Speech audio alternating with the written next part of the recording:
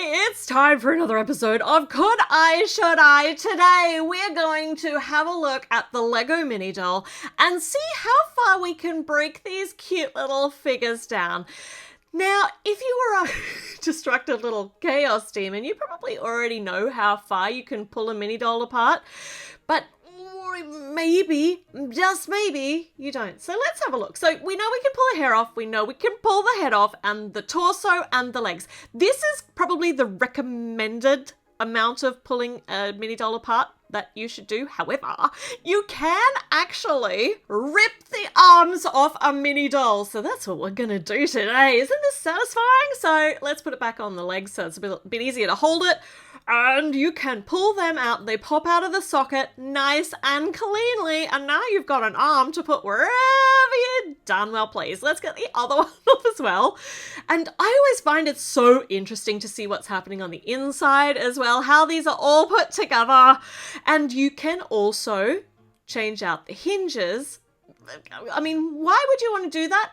I sometimes if I'm painting a mini doll, I want the hinge to be the same color as the bottom part, so then I don't have to paint the hinge, because otherwise when you move the hinge, then the paint just scrapes off. So I don't know if that made any sense, but if you've seen my painting videos, you would understand that. Now let's see if we can get this arm onto Paisley. Now, because we have so many different skin tones for mini dolls now, which is amazing, but it actually makes it really hard to mix and match their clothing pieces. But sometimes you've just got to ignore the slight little color differences, or pretend maybe we've got to put the arm on the right one here. Maybe she's wearing some, I don't know, maybe her hands are extra tanned because she forgot to put on sunscreen, which is something you should never forget to do.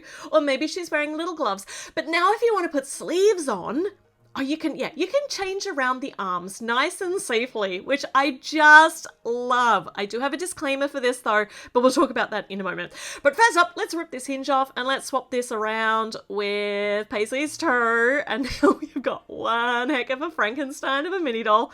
None of this really goes together, but do you know? Sometimes you just like a bit of colour, a little bit of different action going on than what actually comes with a standard mini doll. So here we go. Let's also, maybe we'll swap out the head and then give Paisley Leanne's hair. And look at that, brand new character. I'm going to call her Petra. I love it. But we can also, oh, hold on, that hinge might be a little bit looser than it was before. But the leg pieces may have also been made in a different factory. There are slight differences, but it's still, I've been doing this with the modern mini dolls and they're fine. Now, what else? So we have got thick hinges as well for different skirt types too. Some come with thick hinges, some come with thin hinges. The thin hinges are really easy to change. The thick hinges are a little bit harder, but you can do them.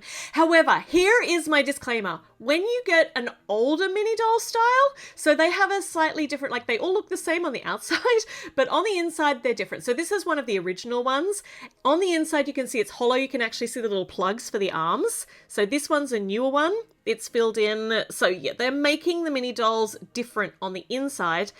And when you try and rip the arms off an older one, which you can do, it's a little bit harder, but you do run the risk of cracking the torso, like underneath the arm a bit. I've done that in the past. It is a lot harder, but you can do it. And then you can, then you can also swap these around, sort of. So this is the old arm. Have a look at the plug on this. This is actually, well, hold on, let me grab one of the new ones. So our new one has got a shorter plug to go into the little armhole, and the long one is the older one. So obviously you're not going to fit the old one into the new one, but you can fit the new one into the old one. Look at that. See, it's a little bit loose in an older torso socket. Gosh, these are a lot of words. I hope this is making some sense. This one is not going to fit into the new ones because it's just a bit too long to fit into that available space. However, if you feel like destroying, or I don't know, if you feel like you really want to change these arms over, I have nipped the end bit off of that plug so that I can actually fit it into a newer mini doll torso. That's if I want a particular color sleeve for a particular torso. So you can put them in, but it will require some modification. So yeah, the new arm goes into an old torso very nicely, nice snug fit. And let's have a look at this. So this hinge, new thick hinge, comes out really nicely. and you can swap these around very, very easily if you want to. Once again, here comes my disclaimer for the old, they're nice snug fit, by the way. I really like the thick hinge. They're just entirely a much nicer and more secure fit. But the old thick hinge, oh, hold on, I forgot. So another thing with the thick hinged pieces, the feet are covered in, so we don't have, so this is a thin hinge feet, thin hinge, hold on, these words, thin hinged leg piece. These have got the creepy ear feet. Creepy ear feet come with thin hinge, and the thick hinge have nice filled in feet. I really like the filled in feet. The creepy ear feet continue to creep me out, so I really want them to be gone. However, let's go back to the old hinge. You can pop them out nice and easily. However, you can see that a little bit of plastic has ripped off when I've gone through this process. So if you are doing this with an older style mini doll, you are going to be wearing the plastic away and the fit is not going to be particularly good. Whereas if you do it with a new one, I haven't noticed any of the plastic actually being pulled up. You can interchange them really nicely with the modern, well, the more modern mini dolls.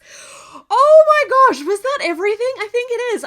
Oh, actually no, there is just one more thing that I was interested in. I don't know if this makes any difference for anything at all, but on the newer mini doll head molds, there are holes in them, so there are actually hollow bits that go all the way through, whereas the older style mini doll heads, let's get this hair off Elsa so we can have a look, are completely solid. So I don't know what's happening on the inside of her head. I feel like I want to cut some heads open and see. But you can see on the new style, you can see those little holes go all the way through. So the actual way that the heads are being made is slightly different. I don't understand why, but I prefer the older one. I think it looks much nicer. It just looks a lot cleaner. But anyway, spam me in the comments if you know anything about the production of mini doll heads. I find it so interesting. Why has it been changed? Maybe they need air going through their head to help their brains stay cool because they're just so smart. That's what it is. They're afraid of overheating. Oh my goodness. All right. I'm feeling now maybe the next step here is to cut through each of the body parts and see how... See what's happening all the way through. Are they solid? Are they hollow? I know that those creepy ear feet legs, they're hollow. So yeah, all right. I think there's going to be another episode of Could I, Should I soon where we might chop some mini dolls apart. So make sure you subscribe so you don't miss that and check back in because there's always more stuff coming up. Now, where do they leave my bone saw? Okay, see you soon. Bye.